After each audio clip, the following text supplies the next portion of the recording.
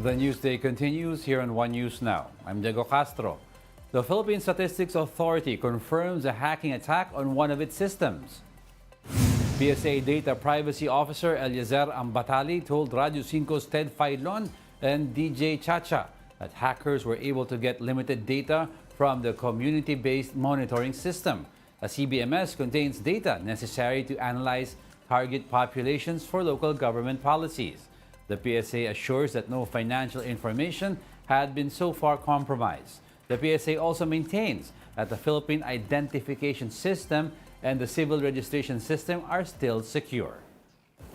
Wala pong amount or financial income na nakalagay dito sa ating mga datos sa CBMS. Actually, ang tinutukoy natin ng mga financial information dito ay mga non-quantifiable. So ibig sabihin ito ay yung mga indication lang ng kanilang financial status.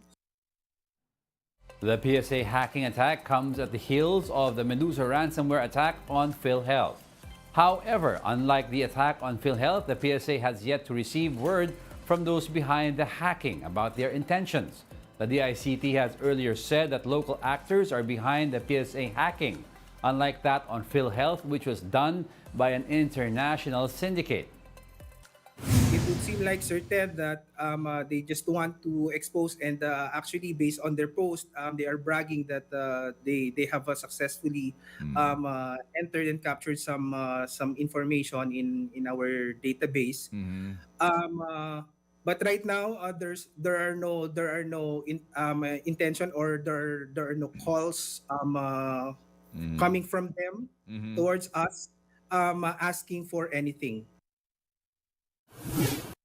Former President Rodrigo Duterte defends his daughter, Vice President Sara Duterte, over her office's request for confidential funds. Speaking to SMNI, former President Duterte said VP Sara wants to use the fund to strengthen military training in high school and bring back mandatory ROTC. The OVP is asking for 500 million pesos in confidential funds, while the DepEd is seeking 150 million pesos under the same expense for next year.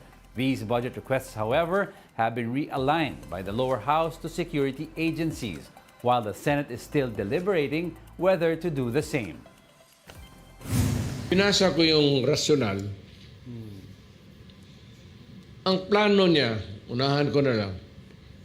So I'm sorry, I have to devote this because ako naman na yung binigay mo naman sa akin.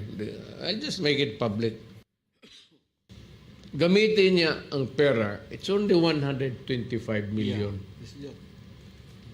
Gamitin niya sa mga PMT. Palakasin niya sa high school. Pati ibalik talaga niya yung ROTC. The Transportation Department says it will continue its probe into the supposed corruption in LTFRB, despite whistleblower Jeffrey Tumbado already recanting his allegations.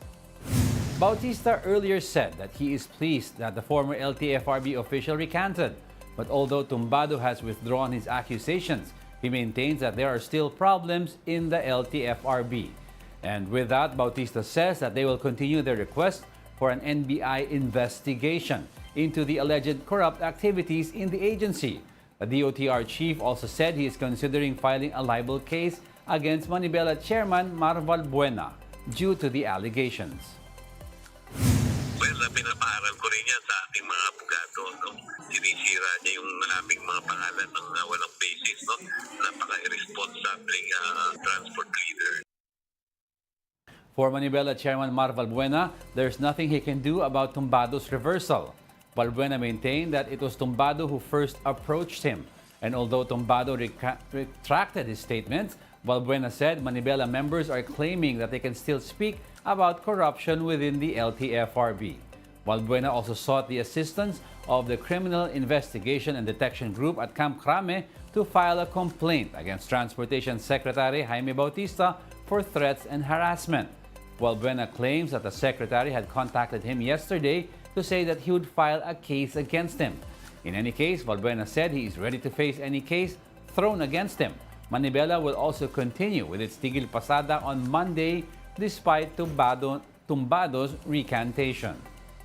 Pakiramdam ko, gusto nilang i-clip yung mouth ko para tumigil na kami rito. Imbis po na mag-imbestiga tayo, pag-atake po sa aming mga transport leader ang ginagawa natin. We'll be back with more stories after the break. Keep it here on One News.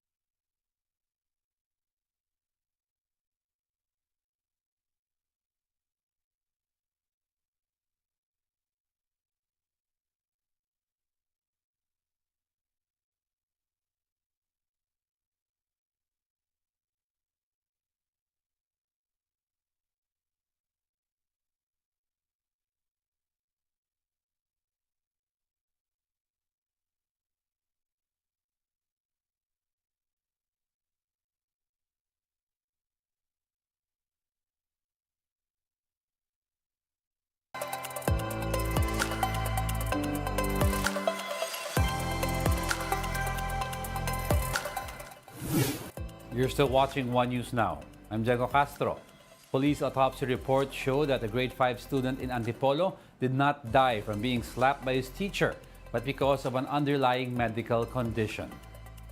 Police showed the family of 14-year-old Francis Gumikim the results of the autopsy, which stated that the student died from hemorrhage and swelling. Police said this is a rare condition and is not connected to Francis being hit by his teacher. The boy's mother earlier claimed that her son lapsed into a coma and died after being slapped by a teacher who has now been suspended by DepEd.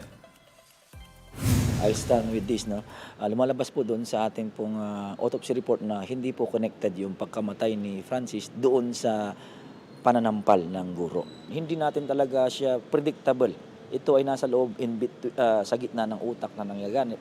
At yun nga ang lumalabas doon sa resulta ng kanyang autopsy. Despite the autopsy findings, the National Police will still pursue child abuse charges against the teacher. The PNP said the family is also welcome to tap other experts for a second opinion. Forensic expert Dr. Raquel Fortun earlier questioned the result of the autopsy over some missing details. Pero binibigyan din namin sila ng karapatan para ipatingin din sa iba pang expert yung expert opinion, ipabasa yung resulta na ito kung sakali mang may agam-agam po sila upang mas maliwanagan pa po sila. Kahit na ganito pa ang resulta, tayo po ay magsasampa pa rin ng complaint laban po sa guro sa ginawa niyang pananampal. Yung other forms of child abuse po na nasa Republic Act 7610 po. In weather, Pag-asa is monitoring a new low-pressure area. The LPA was last spotted some 135 kilometers west of Coron, Palawan. It is unlikely to develop into a cyclone and may exit the Philippine territory this weekend. For now, it may bring rains over some parts of Mimaropa, southern Luzon, and Visayas. The LPA east of Visayas is also unlikely to intensify in the next few hours. It will be pulled away by an active tropical cyclone outside the Philippine territory. Bicol, Mimaropa, Quezon, Northern Samar, and Eastern Samar may experience rains due to the LPA. Metro Manila and the rest of the country may also expect rains due to localized thunderstorms. And those are the top stories of the hour. Join us again at 11:15 a.m. as we continue to monitor the day's biggest stories. I'm Diego Castro, your One News. All sides, all the time.